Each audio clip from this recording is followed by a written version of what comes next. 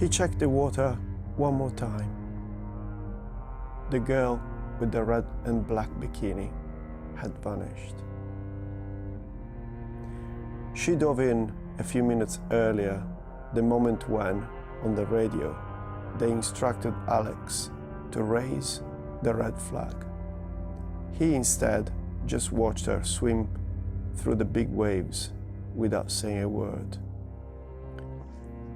The late September sun resembled a thread of light stuck on the horizon. Dark clouds were joining together and were thickening by the second. Apart from the girl and Alex, there wasn't another soul on the beach.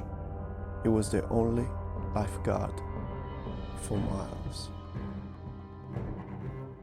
His sister always said that terrible days like today were too damn good to throw them away just like this.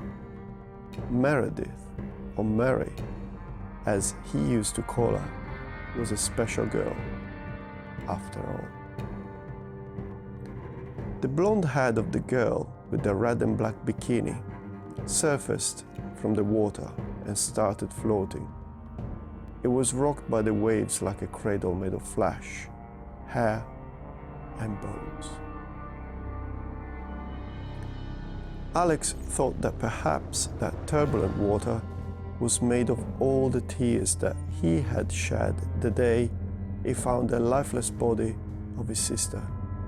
She had smothered herself with a plastic bag. Only 3 days later, an anonymous commentator on social media wrote, "Meredith is such a bitch.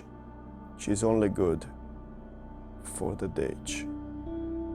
However, this post became viral, with thousands reposting it, and most giving a thumb up and or applying smiley faces on it, only when Eva shared it. It was apt. After all, it was Eva who chanted that line to his sister on repeat. He heard her with his own ears. One day, he charged towards her. He wanted to pound her for this, but Meredith yanked him by the sleeve. She did not want him to make a big fuss about it. Fucking evil Eva. He recognized her straight away, even though this time she looked different, with a much shorter blonde mane and that black and red bikini. Eva had a perfectly symmetrical and smooth body and face, diametrically opposed to the pimply and irregular little Mary. When his sister laughed though, the world around them became luminous despite everything. This was her beauty, her perfection. Alex made a few steps towards the nearby road. He could have just put the red flag up and go home. Then he could have said to his boss that he had felt sick and that when he left, nobody was there anyway. That fucking she-snake would have drowned in the storm that God himself had served him on a silver platter. Eva would have died and he would not have to dirty his own hands. The waves pounded the sandy shore, the grimy wind hurt his eyes, and the rain fell down, hitting him hard, as if the drops were pellets of metal. The only absent elements in this cataclysmic equation were lightning bolts and thunder. Perhaps there were no missing at all. He suddenly felt a powerful bolt of electricity and a booming noise from within. How did he miss it?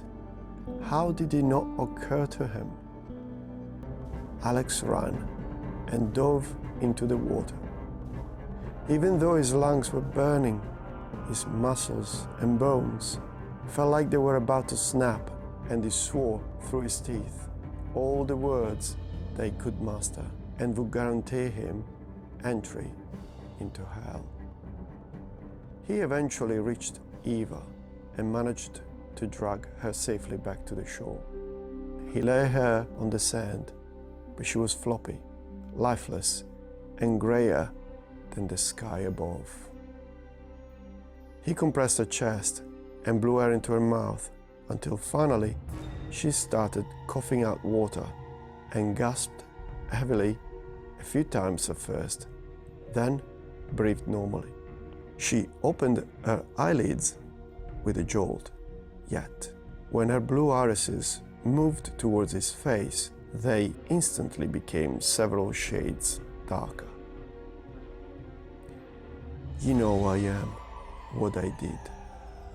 Why didn't you let me die?" she whispered. The stormy sea rolled through and out of the corner of his painfully red eyes. The grimy wind and the heavy rain lashed and pounded every part of his body with brutal intensity. And yet, everything felt luminous around him as he stared down at Eva. It's a too damn good day to throw it away just like this.